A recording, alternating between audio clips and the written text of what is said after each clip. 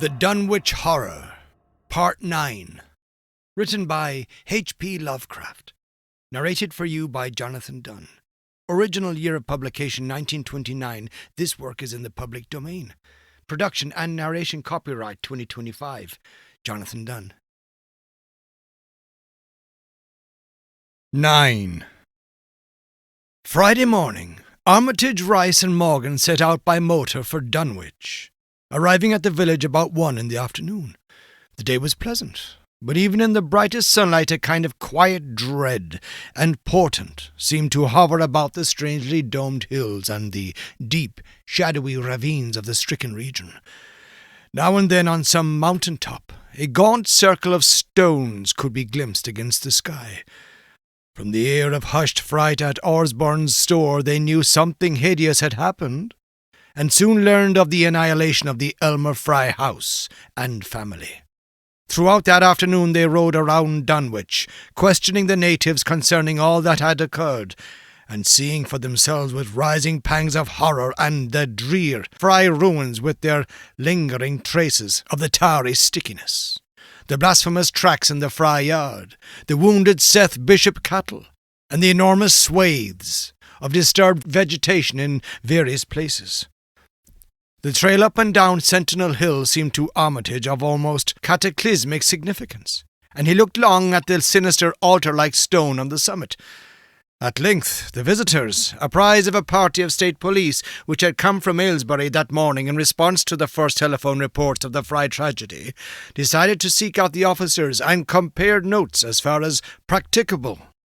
This, however, they found more easily planned than performed, since no sign of the party could be found in any direction. There had been 5 of them in a car, but now the car stood empty near the ruins of the Fry yard. The natives, all of whom had talked with the policemen, seemed at first as perplexed as Armitage and his companions. Then old Sam Hutchins thought of something and turned pale, nudging Fred Farr and pointing to the dank, deep hollow that yawned close by. "God!" he gasped. "I telled them not to go down into the glen, and I never thought nobody'd do it with them tracks and that smell, and the whippoorwills a-screeching down there in the dark of noonday." A cold shudder ran through natives and visitors alike, and every ear seemed strained in a kind of instinctive, unconscious listening. Armitage, now that he had actually come upon the horror and its monstrous work, trembled with the responsibility he felt to be his. Night would soon fall, and it was then that the mountainous blasphemy lumbered upon its eldritch course. Negotium, perambulans, in tenebris. The old librarian rehearsed the formulae he had memorized, and clutched the paper containing the alternative one he had not memorized. He saw that his electric flashlight was in working order. Rice, beside him, took from a valise a metal sprayer of the sort used in combating insects, whilst Morgan uncased a big game rifle on which he relied despite his colleagues' warnings that no material weapon would be of help. Armitage, having read the hideous diary, knew painfully well that what kind of a manifestation to expect, but he did not add to the fright of the Dunwich people by giving any hints or clues. He hoped that it might be conquered without any revelation to the world of the monstrous thing it had escaped. As the shadows gathered, the natives commenced to disperse homeward, anxious to bar themselves indoors despite the present evidence that all human locks and bolts were useless before a force that could bend trees and crush houses when it chose. They shook their heads at the visitors' plan to stand guard at the Fry ruins near the glen, and as they left, had little expectancy of ever seeing the watchers again. There were rumblings under the hills that night, and the whippoorwills piped threateningly. Once in a while a wind, sweeping up out of Cold Spring Glen, could bring a touch of ineffable fetor to the heavy night air. Such a fetor as all 3 of the watchers had smelt once before, when they stood above a dying thing that had passed for 15 years and a half as a human being. But the looked-for terror did not appear. Whatever was down there in the glen was biding its time, and Armitage told his colleagues it would be suicidal to try to attack it in the dark. Morning came wanly, and the night sound ceased. It was a grey, bleak day, with now and then a drizzle of rain, and heavier clouds seemed to be piling themselves up beyond the hills to the northwest. The men from Arkham were undecided what to do, seeking shelter from the increasing rainfall beneath one of the few undestroyed Fry outbuildings. They debated the wisdom of waiting, or of taking the aggressive, and going down into the glen in quest of their nameless, monstrous quarry. The downpour waxed in heaviness, and distant peals of thunder sounded from far horizons.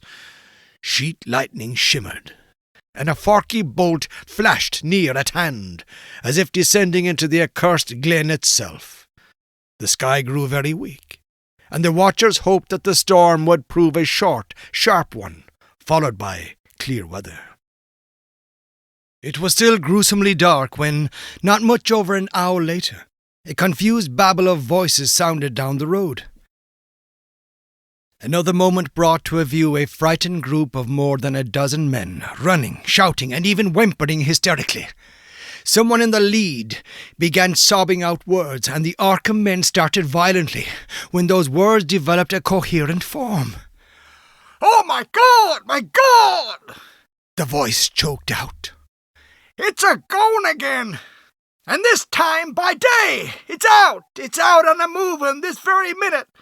And only the Lord knows when it'll be on us all." The speaker panted into silence, but not another took up his message. "Nigh on a half-hour ago, Zeb Whately heard the phone a-ringing, and it was Miss Corey, George's wife, that lives down by the junction. She says the hired boy Luther was out driving in the cows from the storm arter the big boat, when he see all the trees a-bending and the mouth o' the glen opposite side to this, and smelt the same awful smell like he smelt when he found the big tracks last Monday morning. And he says they was a swishing, lapping sound, more nor what the bending trees and bushes could make, and all on a sudden the trees along the road begun to get pushed one side, and they was a awful stomping and splashing in the mud. But mind ye, Luther, he didn't see nothing at all, only just a bending trees and underbrush. Then for ahead where Bishop's Brook goes under the rud, he heard a awful creaking and straining on the bridge, and says he could tell that the sound of wood is starting to crack and split. And all the whiles he never see a thing, only them trees and bushes a-bending. And when the swishing sound got very far off on the rud towards Wizard Whately and Sentinel Hill, Luther, he had the guts to step up where he'd heard it first and look at the ground. It was all mud and water, and the sky was dark, and the rain was wiping out all the tracks about as fast as could be, but beginning at the glen mouth, where the trees had moved, they was still some of them awful prints, big as barrels, like he seen Monday. At this point, the first excited speaker interrupted. "But that ain't the trouble now. That was only the start. Zeb here was calling folks up, and everybody was a-listening in when a call came from Seth Bishop's Cut Inn. His housekeeper, Sally, was carrying on fit to kill. She'd just see the trees a-bending beside the rod, and says there was a kind of mushy sound, like an elephant puffing and treading and heading for the house. Then she up and spoke sudden of a fearful smell, and says her boy Chauncey was a-screaming as how it was just like what he smelt up to the Whately ruins Monday morning, and the dogs was all barking and whining awful. And then she let out a terrible yell, and says the shed down the rud had just caved in like the storm had blowed it over, only the wind warn't strong enough to do that. Everybody was a-listening, and we could hear lots of folks on the wire a-gasping. All to once, Sally, she yelled again, and says the first yard picket fence had just crumbled up, though they warn't no sign of what done it. Then everybody on the line could hear Chauncey and old Seth Bishop a-yelling too, and Sally was shrieking out that something heavy had struck the house. Not lightning nor nothing, but something heavy again the front. That kept a-launching itself again and again, though we couldn't see nothing out the front winders. And then... Lines of fright deepened on every face, and Armitage, shaken as he was, had barely poise enough to prompt the speaker. And then Sally, she yelled out, "Oh, help! The house is a-caving in!"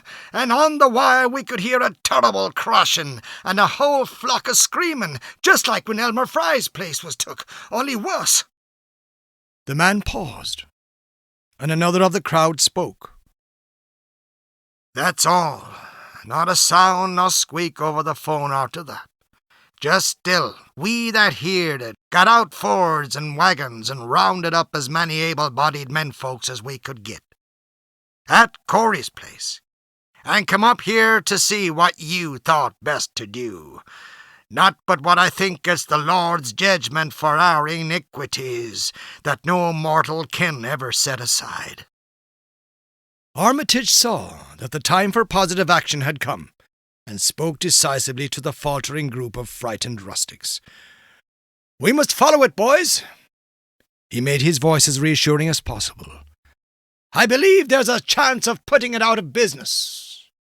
We men know that those Whateleys were wizards. Well, this thing is a thing of wizardry. I've seen Wilbur Whately's diary and read some of the strange old books he used to read, and I think I know the right kind of spell to recite to make the thing fade away. Of course, one can't be sure, but we can always take a chance.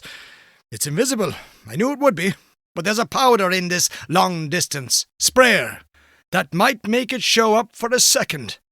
Later on, we'll try it. It's a frightful thing to have alive, but it isn't as bad as what Wilbur would have let in if he'd lived longer. You'll never know what the world has escaped. Now, we've only this one thing to fight, and it can't multiply. It can, though, do a lot of harm. So we mustn't hesitate to rid the community of it. We must follow it, and the way to begin is to go to the place that has just been wrecked. Let somebody lead the way. I don't know your roads very well, but I've an idea there might be a shorter cut across lots. How about it?" The men shuffled about a moment, and then Earl Sawyer spoke softly, pointing with a grimy finger through the steadily lessening rain. "I guess ye can get to Seth Bishop's quickest by cutting across the lower meadow here, wading the brook at the low place, and climbing through Carrier's mowing and the timber lot beyond. That comes out on the upper road, mighty nigh Seth's, a little t'other side." Armitage, with Rice and Morgan, started to walk in the direction indicated, and most of the natives followed slowly. The sky was growing lighter, and there were signs that the storm had worn itself away. When Armitage inadvertently took a wrong direction, Joe Osborne warned him and walked ahead to show the right one. Courage and confidence were mounting, though the twilight of the almost perpendicular wooded hill which lay toward the end of their shortcut, and among whose fantastic ancient trees they had to scramble, as if up a ladder, put these qualities to a severe test. At length, they emerged on a muddy road to find the sun coming out. They were a little beyond the Seth Bishop place, but bent trees and hideously unmistakable tracks showed what had passed by. Only a few moments were consumed in surveying the ruins just around the bend. It was the Fry incident all over again, and nothing dead or living was found in either of the collapsed shells which had been the Bishop house and barn. No one cared to remain there amidst the stench and tarry stickiness, but all turned instinctively to the line of horrible prints leading on toward the wrecked Whately farmhouse and the altar-crowned slopes of Sentinel Hill. As the men passed the site of Wilbur Whately's abode, they shuddered visibly, and seemed again to mix hesitancy with their zeal. It was no joke tracking down something as big as a house that one could not see, but that had all the vicious malevolence of a demon. Opposite the base of Sentinel Hill, the tracks left the road, and there was a fresh bending and matting visible along the broad swathe marking the monster's former route to and from the summit. Armitage produced a pocket telescope of considerable power and scanned the steep green side of the hill. Then he handed the instrument to Morgan, whose sight was keener. After a moment of gazing, Morgan cried out sharply, passing the glass to Earl Sawyer and indicating a certain spot on the slope with his finger. Sawyer, as clumsy as most non-users of optical devices are, fumbled a while, but eventually focused the lenses with Armitage's aid. When he did so, his cry was less restrained than Morgan's had been. "God almighty! The grass and bushes is a-moving. It's a-going up, slow-like, creeping up to the top this minute. Heaven only knows what for." Then the germ of panic seemed to spread among the seekers. It was one thing to chase the nameless entity, but quite another to find it. Spells might be all right, but suppose they weren't? Voices began questioning Armitage about what he knew of the thing, and no reply seemed quite to satisfy. Everyone seemed to feel himself in close proximity to phases of nature, and of being utterly forbidden, and wholly outside the sane experience of mankind.